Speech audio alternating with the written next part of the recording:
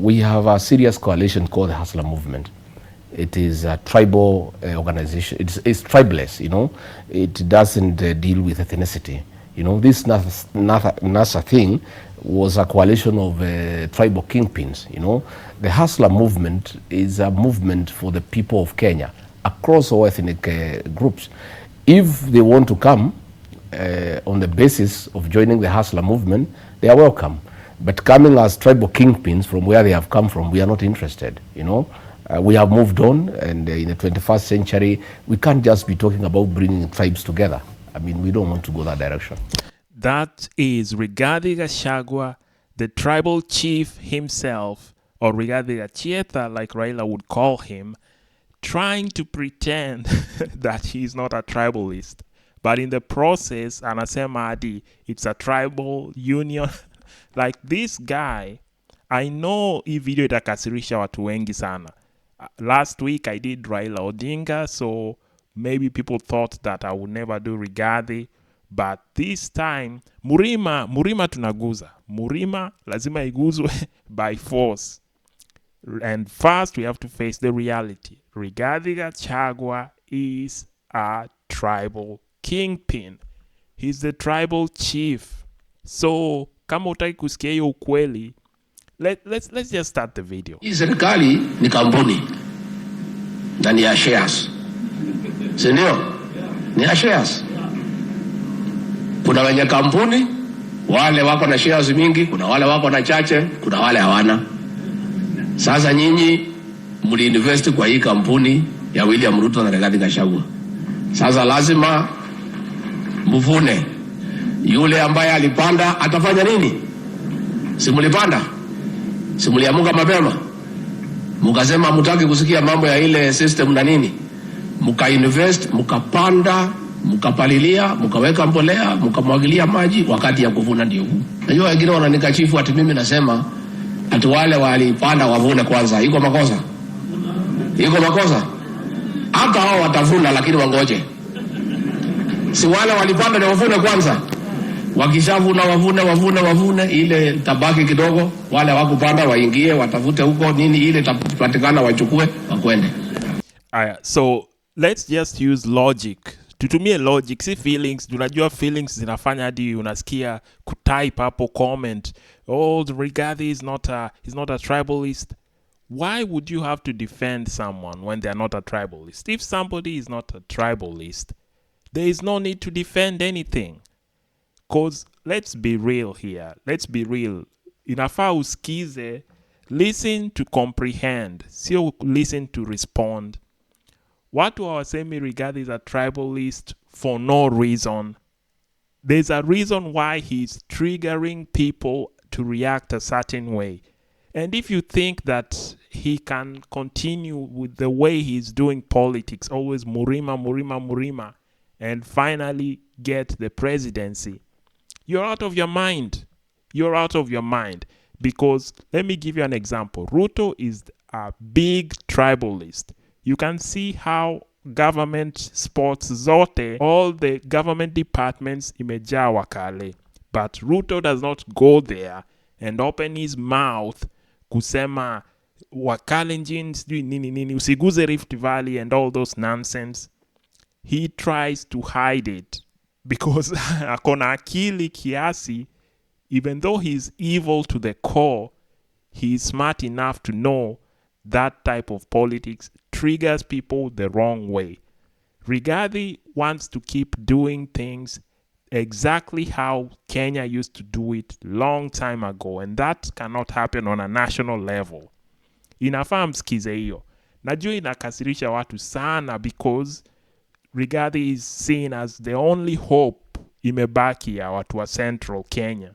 So anybody saying anything negative about him is seen as attacking the community. No, it's not attacking the community. You have to reason. Ukae tu, calm down fast and listen.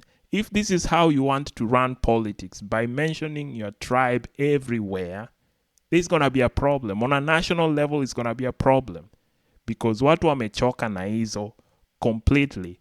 Unaona, the first clip nimekuonyesha, he was trying to say It's not a tribal unit. And then once he's in government, he goes straight to tribal, saying shareholding this, shareholding that. Like, it's ridiculous. Wacha tuone response yake ilikuwa nini. Mr. Gachagua, maybe you've never been given an opportunity. I want to do that now. Please explain to us this shareholding concept and how does it work? Even this matter has been taken out of context. Government formation is a process. And a coalition government is formed based on an agreement. I sat down with William Ruto and on behalf of the mountain people, negotiated our expectation from his government. And he negotiated the votes he wanted from our region. And he did negotiate with me that he wanted 70% of our votes. And in exchange, he would give us 40% of the government. Okay, hiyo amesema mwenyewe 40% of the government. Sijui kwa nini watu wanajifanya wajinga that they don't know what he's saying. He's saying he wanted 40% of the government, meaning 40% ya appointments ikuwe ni ya Wakikuyu. So tumia hiyo logic. Mtu akisema anataka 40% juu tumekupigia kura 40% ya government appointments kuwe ya Wakikuyu. What about merit? Are you appointing because of merit ama because of ukabila? That is the issue that comes up every time with Rigathi. But akili yake haimwambii this is something that triggers other people because Kenya is not Kikuyu land. Kenya haitwi the country of Kikuyu. Najua itauma watu wengi sana, but it has to be told. Hii channel sinanga huruma. Ukitaka huruma, there's an estate in Nairobi called Huruma. Utaipata hapa kwa hii channel. I'll just tell you things exactly how they are. And Rigathi Gachagua, akisema 40% of appointments zikuwe specifically for Wakikuyu, what the hell does that mean? Like unataka the rest of Kenyans wafunge macho, wajifanye, no, we are not seeing anything. He's just, he's fighting for whatever. The rest of Kenya is not stupid. Like they can see this and they are wondering why. Why is it in a country of 40 plus tribes, somebody can feel entitled, because you're in entitlement, entitled to the point of saying 40% atujali about merit or whatever. Tunataka as long as unaongea Kikuyu, you should get the spot. Use your brain. Tumia akili, tafadhali.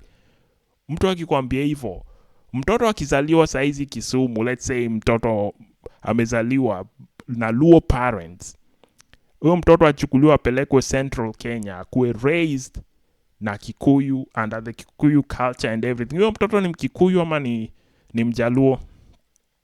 Is Kikuyu in your DNA? Ukifanya DNA test inakujanga XX Kikuyu, XY Kikuyu. Let me ask you that. Kikuyu is a language that can be learned. The same way Kizungu naongea, I learned it. The same way Kiswahili naongea, I learned it. The same way mtu akichukuliwa from wherever, Timbuktu, arushwe Central Kenya, I grow up under the culture of Kikuyu, he will learn Kikuyu and he will be considered a Kikuyu. Because you are acting like it's like something mysterious or out of this world. It is just a language. And the reason why people get pissed off na Rigathi na hizo issues zake za Murima is because he does not have the logic to see that there is the rest of Kenya. When you're saying things like that, you are triggering other people. And you know what? In fact, hata nimeongea sana. Mwone clip once he was in government, what he was saying about appointments and why watu wameze wembe, Wakikuyu should get all the appointments. Nimeona magazeti watu wakipiga kelele ati umeweka Wakikuyu wengi kwa serikali yako. Walikuwa wanataka twende wapi? Sasa mimi nauliza, tukiwa wengi kwa serikali ya Ruto iko makosa? Wale wanasema tuko wengi kwa serikali ya Ruto, sisi pia ndio tuko wengi Kamete prison. Kwa nini waseme tufunguliwe tuende nyumbani? That's the logic. That's the logic he's using. Like, it's so ridiculous and backward thinking that uwezi amini. Najua watu watakasirika sana na hii video, but I will tell you the truth. This guy, once he was in government, he was there chest thumping, akiambia everyone, mnataka twende wapi? We are in government, si ndio tulipiga kura, and we are getting everything. Mkule mchere na nyama, whatever nonsense he was saying. So, right now that he is out of the government, he's acting like a jilted lover. Najua it is a painful thing for people to face, but this is like a personal thing. Yenye sijui kama mmewahi jiuliza. Ujiulize hii swali. Once, let's say, next election, God forbid, Ruto ashinde tena, what will happen to Rigathi? What will be his next move? Will he continue the way he is doing now for another 5 extra years? Or atasema, Wakikuyu, let's boycott everything. Wakikuyu, let's do this. Let's not engage in this country. Let's go protest. What will he do? Because right now he is certain, he's 100% sure he gava inatoka and his one-term movement. He's certain about it. I am no supporter of William Ruto. Never in this life will I support William Ruto. He's a murderer, thief, criminal who should be hapo kamiti yenye Rigathi amesema. But Rigathi logic yake hapa, he was telling people, we will be in government. Mbona mna complain Wakikuyu wako in government? Mbona complain one Wakikuyu wako in prison? Like, what type of comparison is that? Like, what type of politics is this? Seriously. But tuendelee. From today, I want to tell the people of Kenya that you are finally free. I want to tell public servants, I want to tell all the people of Kenya, from now, you don't have to talk with each other through the WhatsApp for fear of being recorded and persecuted by state agencies. Well, that was a lie. Mr. Truthful Man, that was a lie, because right now, ukirecord or whatever, unakuwa abducted. Like that he was so arrogant at that time. He was super arrogant. Akatusi Uhuru and everything. By the way, do you remember he had to repeat his oath twice because he started and he was not even following what he was being told? I know Wakikuyu watakasirika sana na hii video because it's the truth. All I'm doing is just putting a mirror mbele yenyu, nimeweka kioo muangalie what's happening here. This guy is no leader. He is no leader. I know inauma because without him, who else will be the savior of Central Kenya without him? I know it's gonna hurt a lot because without him, there's no other prospects. But you have to face reality. This guy is just arrogant, tribalist. Haifai akuwe anywhere near the top leadership. I know ni ngumu kusikia, inauma, lakini itabidi mzoe. Vile ambiwa na Bien, inauma sana, lakini itabidi msikie yo ukweli. It's the truth, and I'll always tell you the truth. So, tuendelee na video though. From then, the ghosts of the past election constantly haunt Rigathi Gachagua. Everywhere the man goes, he sees former competitors and remnants of vanquished foes or people that did not support them. Even in mourning at the late Education Minister Professor George Magoha's home, the Deputy President spared 3 minutes to remind the family it did not vote for him. Mkisema hamtabui sisi tutakuja tu. Because we have to come. lazima tukuje, we'll still come, you know, because now kwa ukisema utabui sisi lazima tuendelee na kazi, si ndio? That's why we are here as a government. So if you say you do not recognize us, then how would you ask for help from government? Like you can just see the arrogance. Mpaka kwa mazishi anawakumbusha, by the way, si mnakumbuka by the way amkupigianga kura, we are still coming whether you like it or not. And this is the person that Central Kenya, most people in Central Kenya want to represent on the national stage. Najua once he goes, if he was to be nominated to be president, let me break the news to you. If he is to be nominated to be president, I can tell you for free, most people will not vote for him. Central Kenya, yes, and others will vote for him, and maybe cousins will vote for him. But for the most of Kenyans, they see this type of arrogance, and they see especially the Murima politics. Arrogance, assume the arrogance. Hiyo hata Matiang'i is super arrogant.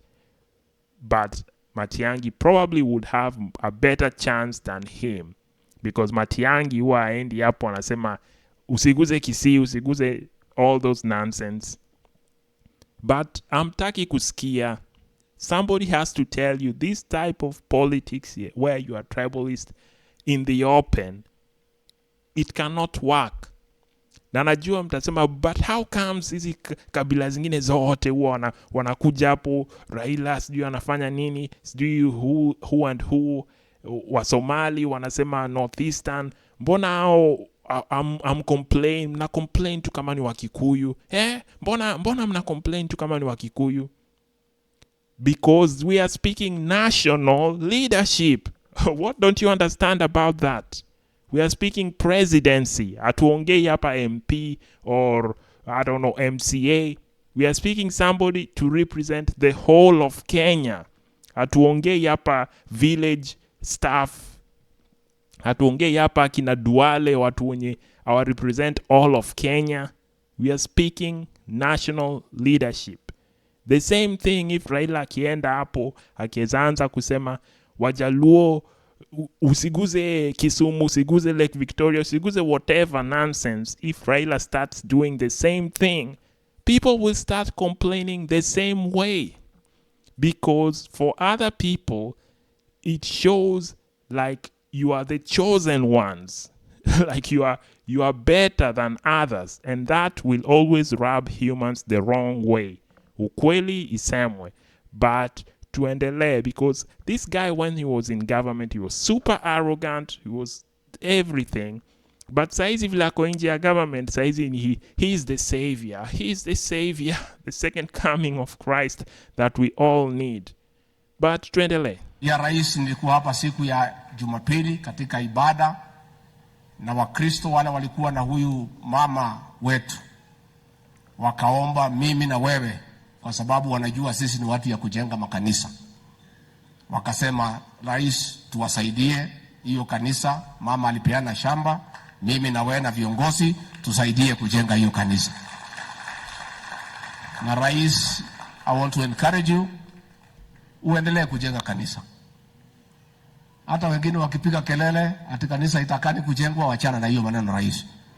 Okay, mmesikia straight from the horse's mouth, amesema rais endelea kujenga kanisa. Are you trying to tell me Rigathi Gachagua did not know Ruto anatumia pesa za wizi kujenga kanisa, kudonate and all these things? Hakuwa anajua hiyo at this time in alikuwa kwa government. Akitoka government ndio all of a sudden hizo pesa ni za corruption, hizo pesa ni... Come on, man. Like, we have to be serious sometimes. This guy, he knew it from the beginning. He knew the nature of Ruto. It was just an agreement. It was a business, like a business deal for them. Ndio maana anasema hizo shareholding and everything, because it was truly a business deal for them. This is not about Kenya. It's not for Kenyans. But he's using the tribe as a crutch. Hiyo ndiyo anatumia kutembea nayo. yenye akilemewa kidogo he can always lean on Kikuyu. Kikuyu ndio watamsaidia akilemewa kidogo.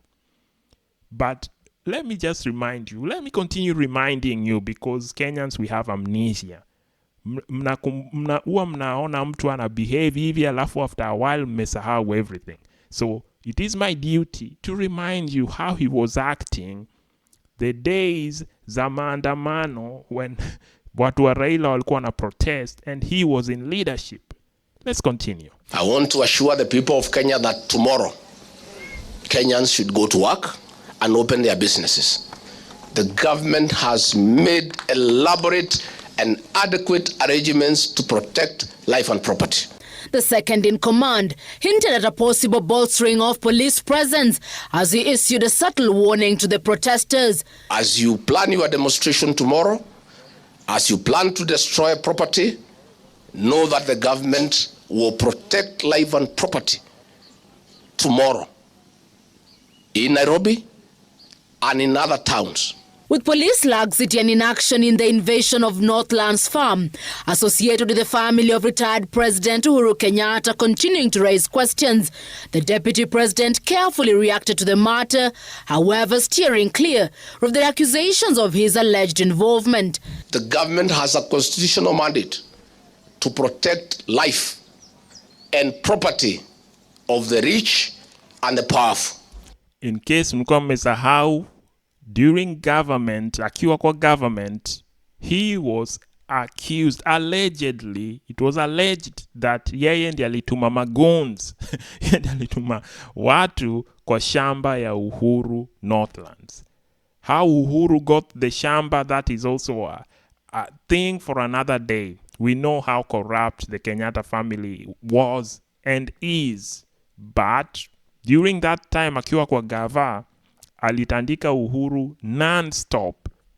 Akatuma goons wake allegedly waende Northlands wakaiba kondoo and everything. Kama mmesahau, tuone hii video. Kwa siku nzima mamia ya wavamizi waligeuza ardhi ya Northland City iliyoko katika barabara ya Eastern Bypass kuwa uwanja wa uhalifu na uharibifu. Wavamizi hao ambao walivunja ua wa ardhi hiyo na kuingia kupitia sehemu ya Kamakis wanaonekana wakikata miti kutumia msumeno. Baada ya kufanya uvamizi, genge hilo ambalo lilikuwa limejihami na silaha lilitekeleza wizi wa mali wakiwemo kondoo mmoja baada ya mwingine. Naona mpaka kondoo inatembeshwa kama mtoi mwenye vile unatembeshanga watoi wakianza kutambaa hivi, unamwambia hebu tembea baba, tembea. Hivyo ndio kondoo inatembeshwa ikiibiwa. But all this was allegedly committed by the same hero, Rigathi Gachagua. But let's continue. Kila mmoja alibeba kadri ya uwezo wake. Vijana waliotumia pikipiki hawakuchelewa, wakifika kwa kasi katika shamba hili na kuponyoka na kondoo. Baadhi ya wasafiri waliokuwa wanatumia barabara hii ya Eastern Bypass walisimamisha magari yao kando kando ya barabara kununua kondoo hao waliouzwa kwa bei ya reja reja. Kondoo mmoja wa wizi akiuzwa hadi chini ya shilingi 1,000. 1,000, unauza kondoo 1,000. And all this allegedly was done by Gachagua, the same hero wenye saizi watu wana worship. He is the savior. But I have to agree, if Ruto is to be removed, he will be a useful idiot. Wacha niseme tu hivyo. Gachagua will be the useful idiot wa kutoa Ruto. So despite hizo ukabila zake, na najua mtasema kwa comments hapo, Gachagua is not tribalist. Gachagua, yani mpaka unatetemeka juu ya hasira. But tulia bro. Gachagua is a tribalist. Kama unajaribu kudeny, unajaribu kunidanganya. That's like trying to tell me Atuoli akona 6-pack. Francis Atuoli, huyo mmoja akona 6-pack. You are lying to me and you are lying to yourself if you're trying to tell me that Rigathi Gachagua is not a tribalist. We all know that. So let's agree to hiyo in the open. Mseme at least he's a tribalist, we agree, but we need him. And that is what I am saying. He is a tribalist, the tribal chief. He is a tribalist, but if we want to remove Ruto, he is a useful idiot that we will have to make use of his skills. But come on, any time Rigathi was peak, he had reached the top of the mountain, and there's only one way. Once you umefika at the top of the mountain, the only way you can go is down. And let's see the downfall of the great Wamunyoro. For the second day running, impeached Deputy President Rigathi Gachagua was still admitted at Karen Hospital. Gachagua, who was set to defend himself before senators on Thursday afternoon, was rushed to Karen Hospital at around 3 p.m. when he complained of intense chest pains. When you come in hospital with chest pain, our first concern is whether it's anything to do with the heart. And our job is to make sure that you don't have, as you may well be aware of, any adult possibility of a heart attack. And that's why we have taken him in. He is undergoing through various investigations, blood tests, ECGs, all the things we do. Actually, unajua watu wengi walikuwa nafikiria maybe this is all an act, but I think there was some truth to it, because unajua, if you had the arrogance and the pride yenye alikuwa nayo, unakumbuka akisema ameweka mitego all round State House, Raila asiingie, ameweka mitego all round, watu anatuma magoons hapo Northlands. He was doing whatever he wanted because he had power. And power, the taste, once you taste power, you cannot afford to lose it. It is something that drives people crazy. So I can imagine just the thought of losing hiyo yote after amefika the peak of everything. Inaweza fanya uchizi completely. So I think there is some truth. Alilemewa mpaka ikabidi akimbizwe hosi. Chest pain inamuua. But he will survive. He will survive because anasemanga mimi ni chuma ya zamani. Si ni chuma ya zamani, mtoto wa maumau. Paul, I'm just having too much fun with this video. But anyway, this guy, he went from the top arrogance to right now, saizi and the opposition. Like, it's complete upside down. Kila kitu ili change in a snap of a finger. It's incredible how politics works, especially in Kenya. So let's see some of the things that Rigathi has been accused of, because I know mlikuwa mmesahau, before he even became deputy president, Rigathi had some corruption cases. Lots of corruption cases that magically, kama magic, ili disappear to once aliingia gava. Let's continue. In cuffs and under police escort, Mathira Constituency Member of Parliament Rigathi Gachagua made his way into the courtroom to have his day in court. The legislator, who appeared before Anti-Corruption Court Chief Magistrate Lawrence Mugambi, denied 6 counts related to money laundering and violation of Anti-Corruption and Economic Crimes Act. How comes your court ni ya mabati? Like, court ni ya mabati nikae vile wanaekanga wanafuganga kuku everywhere kwa mabati. How? But maybe it was due to COVID times, so ilikuwa lazima wakuwe nje, but ni mabati bana. Hey, but tuendelee. The charges against Gachagua were acquisition of public property, money laundering, acquisition of proceeds of crime, and conflict of interest. He faces the charges alongside 9 others who are yet to take plea. Gachagua is accused of conspiring to defraud Nyeri County government some 27.5 million shillings.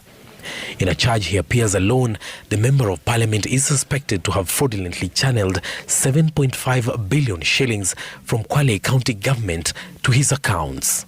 His other co-accused are listed as William Wahome Mwangi, Ann Nduta Ruo, Julian Jahenda Makaa, Samuel Muremi Ireri, Grace Wamboi Kariuki, Lawrence Kimaru, Irene Wamboi Ndigiriri, David Ruben Nyangi Nguru, and a firm MS Rapid Medical Supplies Limited. Okay, so he was accused of 7 billion fraud. 7 billion.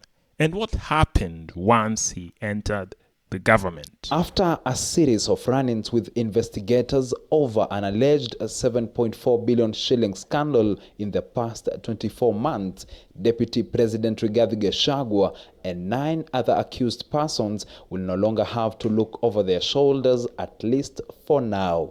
The Milimani Anti-Corruption Court Thursday morning granted an application filed on Wednesday by the Office of the Director of Public Prosecutions seeking to withdraw the graft charges against DP Gachagua and 9 others due to insufficient evidence. Insufficient evidence. That's what happens with Kenyan politicians. The same way akina Uhuru and Ruto walikuwa ICC, ilikuwa ni mambo na insufficient evidence, mara witnesses wamepotea.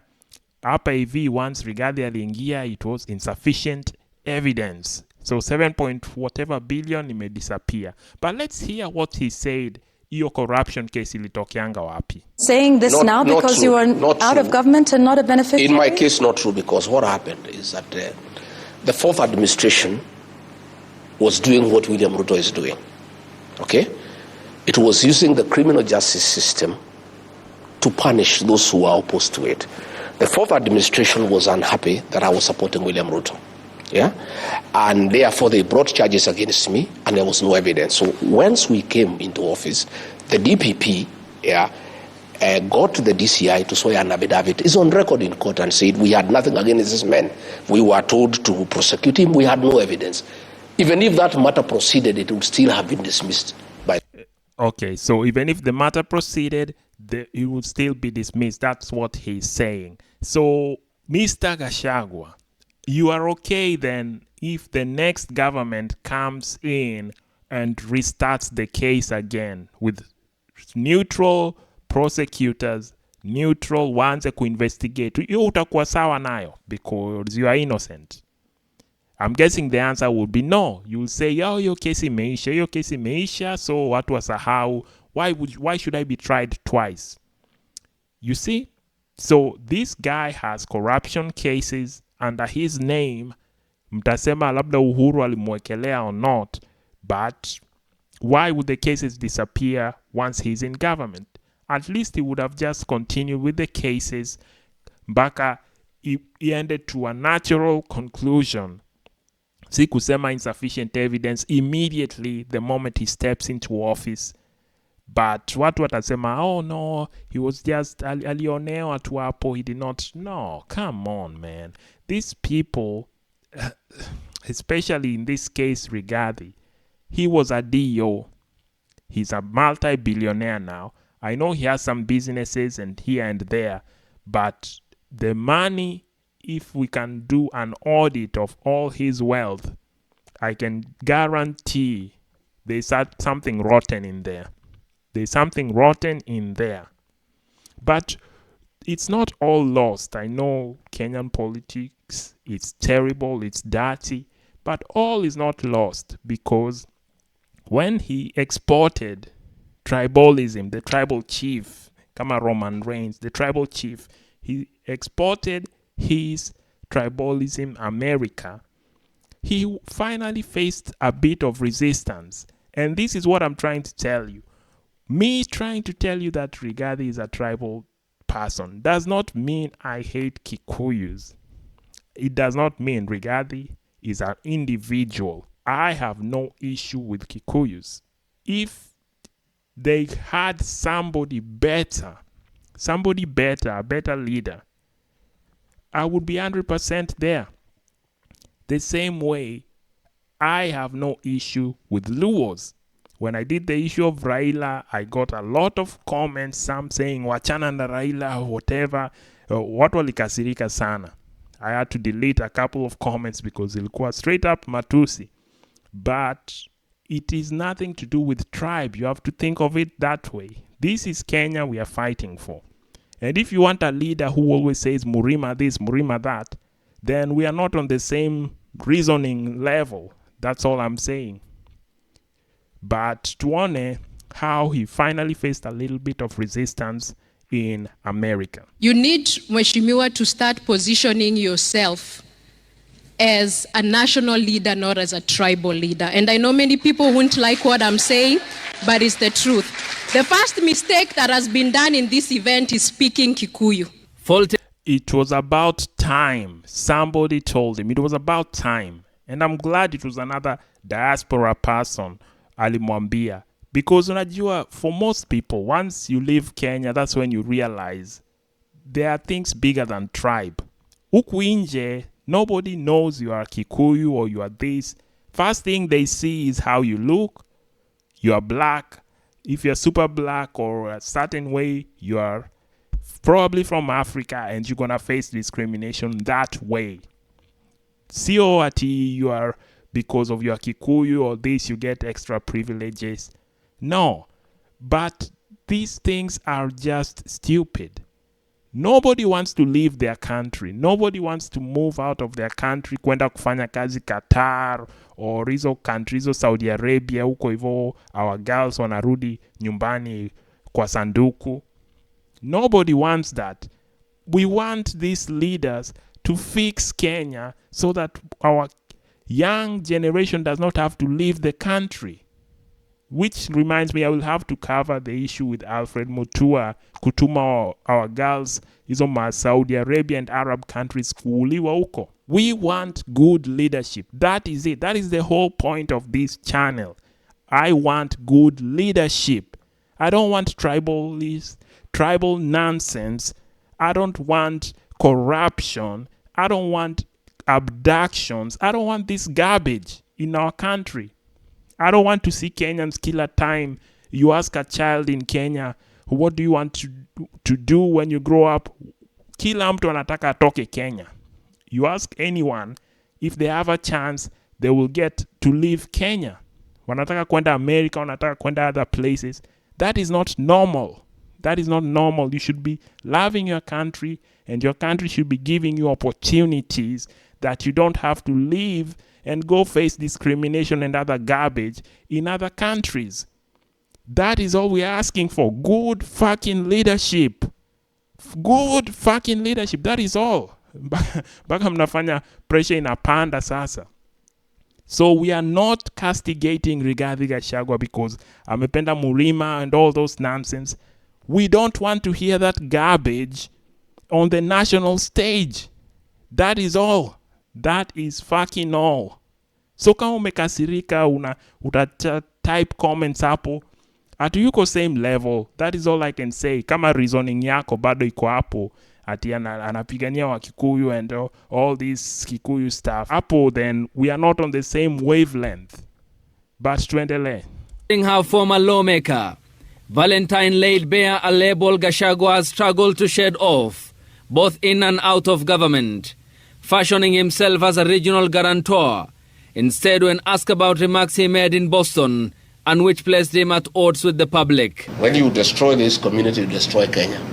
We are the drivers of the Kenyan economy. Since William Ruto declared war on the mountain, the economy is almost collapsing because people have stopped paying taxes, people have stopped investing, they are waiting for a new government.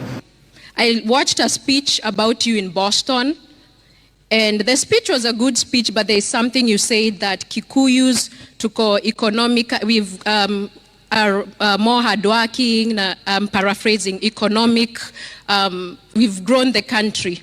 But we have done that because we are a beneficiary of the system of Jomo Kenyatta. Okay, so you know, hata najua watu wanasema mbona mkuacha respond. I've seen his responses 50,000 times. I already know what he was saying, what he's about to say. We know it. But my whole point, the point of a video, is we don't want these tribal narratives in the public. And I will condemn anyone, ikuwe ni Raila, ikuwe ni whoever, ikuwe ni Ruto, the same way I condemn Ruto kujaza wakale, who are not merit-based. You have to be qualified to be employed. Sio ati kwa sababu wewe ni mkale unapewa job, sio ati kwa sababu wewe ni Mkikuyu unapewa job. And that's the type of leadership that Rigathi wants. That basically because we voted for Ruto, we deserve.